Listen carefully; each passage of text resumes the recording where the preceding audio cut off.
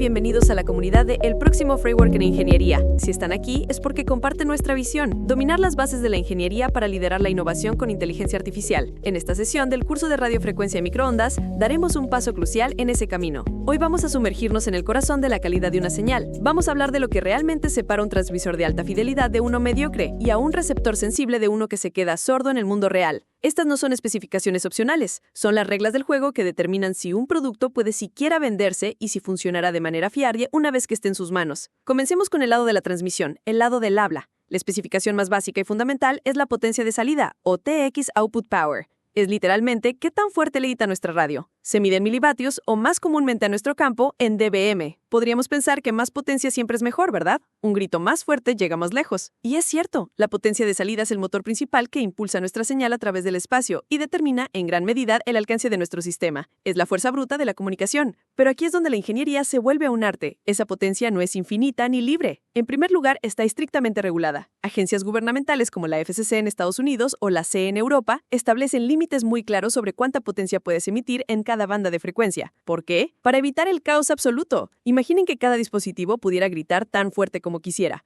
El espectro radioeléctrico sería una cacofonía ensordecedora donde nadie podría escuchar a nadie. Estas reglas aseguran que todos cubiemos limpio y no nos pisemos los unos a los otros. Y en segundo lugar, la potencia es el principal consumidor de energía de un dispositivo inalámbrico. Doblar la potencia no dobla el consumo, a menudo lo multiplica. Así que para ese pequeño sensor IoT que debe durar 5 años con una batería de botón, cada milivatio de potencia de salida es oro puro y debe ser usado con la máxima sabiduría. Esto nos lleva directamente al segundo principio clave, una especificación que vive en la sombra de la potencia de salida, pero que es igual de importante, la máscara espectral. Si la potencia es qué tan fuerte hablamos, la máscara espectral define qué tan bien contenemos nuestra voz en nuestro propio espacio. Es una regla que establece cuánta de esa potencia de transmisión tiene permitido derramarse o salpicar a los canales que están justo al lado. La analogía es perfecta. Están en una mesa, hablando en susurros con un compañero. Tienen que mantener su voz lo suficientemente alta para que su compañero les oiga, pero lo suficientemente baja y controlada para no molestar a la persona que estudia en la mesa de al lado. La máscara espectral es ese límite invisible, esa burbuja de silencio social que su voz no puede cruzar. Define un perfil de potencia permitido, máxima potencia en el centro de tu canal, pero que debe de caer drásticamente a medida que te alejas hacia los canales adyacentes. ¿Por qué es esto absolutamente crítico? Por una palabra: certificación.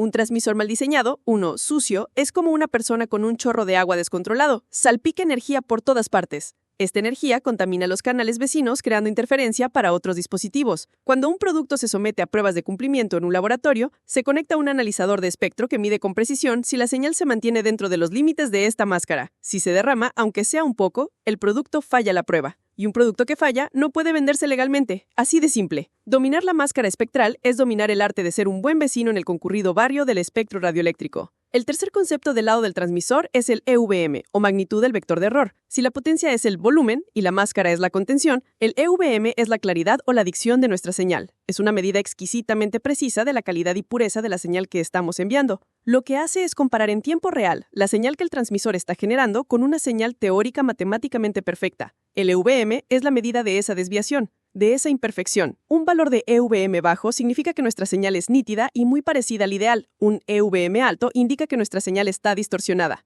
La mejor analogía es la de intentar dibujar un círculo perfecto a mano alzada. El círculo ideal, generado por un compás, es nuestra referencia. El círculo que realmente dibujamos, con sus temblores e imperfecciones, es nuestra señal real. El EVM es la medida de cuán chueco, deforme u ovalado nos ha salido nuestro círculo en comparación con el ideal. ¿Por qué nos obsesionamos con esto? Porque una mala dicción, un EVM alto, hace que sea increíblemente difícil para el receptor entender el mensaje, especialmente con esquemas de modulación complejos como QAM, que dependen de cambios muy sutiles en la amplitud y la fase. Un EVM alto, causado por ruido, distorsión o componentes de mala calidad en el transmisor, emborrace sus sutiles cambios. El receptor empieza a confundir los símbolos, la tasa de errores de bits se dispara y el rendimiento del enlace se desploma. Medir el EVM es como hacerle un chequeo de salud al hardware de nuestro transmisor. Ahora cambiemos de bando y hablemos del receptor, el lado de la escucha. Aquí la especificación estrella es la sensibilidad de recepción, o RX Received Sensitivity. Define la señal más débil, el susurro más bajo y distante que el receptor puede detectar y decodificar correctamente con una tasa de error aceptable. Se miden dBm negativos, y aquí es importante recordar que cuanto más negativo es el número, mejor. Un receptor con una sensibilidad de menos 95 dBm es 10 veces más sensible que uno de menos 85 dBm. La analogía es la de la agudeza auditiva. Un receptor con una sensibilidad mediocre es como una persona un poco dura de oído. Necesita que le hablen alto y claro para entender. Pero un receptor con una alta sensibilidad es como un superhéroe con un oído superfino, capaz de escuchar el sonido de un alfiler cayendo al otro lado de una habitación ruidosa. ¿Por qué es tan fundamental? Porque impacta directamente en el alcance de nuestro sistema. Es uno de los términos clave en nuestra ecuación del presupuesto del NACE. Cada decibel que mejoramos en la sensibilidad del receptor es un decibel que podemos permitirnos perder en el camino,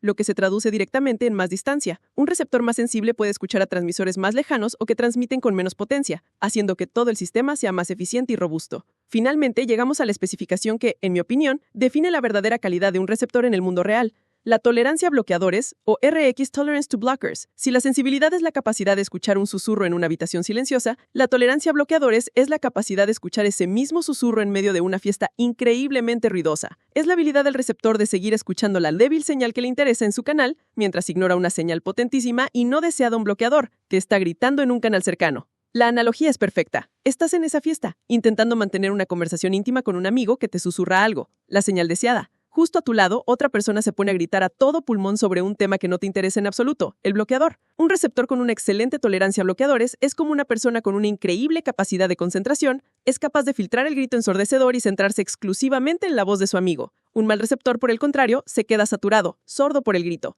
El bloqueador lo deslumbra por completo y ya no puede oír ni el susurro ni nada. ¿Por qué importa tanto? Porque el espectro de radiofrecuencia de hoy en día es esa fiesta ruidosa. Nuestros dispositivos no operan en una burbuja. Están rodeados por decenas de redes Wi-Fi, teléfonos Bluetooth, mandos de remoto, hornos de microondas, todos gritando en el mismo espacio. La capacidad de un receptor para sobrevivir y funcionar de manera fiable en este ambiente hostil y congestionado es posiblemente la característica más importante para la experiencia de usuario. Una buena tolerancia a bloqueadores es la diferencia entre un dispositivo que simplemente funciona, siempre, y uno que falla misteriosamente en cuanto hay demasiada gente en la habitación.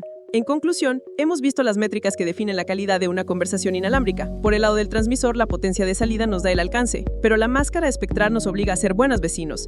El EVM asegura que hablemos con claridad y buena dicción. Por el lado del receptor, la sensibilidad nos da la agudeza auditiva para captar las señales más débiles, mientras que la tolerancia a bloqueadores nos da la capacidad de concentración para ignorar el ruido y escuchar lo que realmente importa. Dominar el balance entre estas especificaciones es dominar el diseño de sistemas de radiofrecuencia robustos y de alto rendimiento.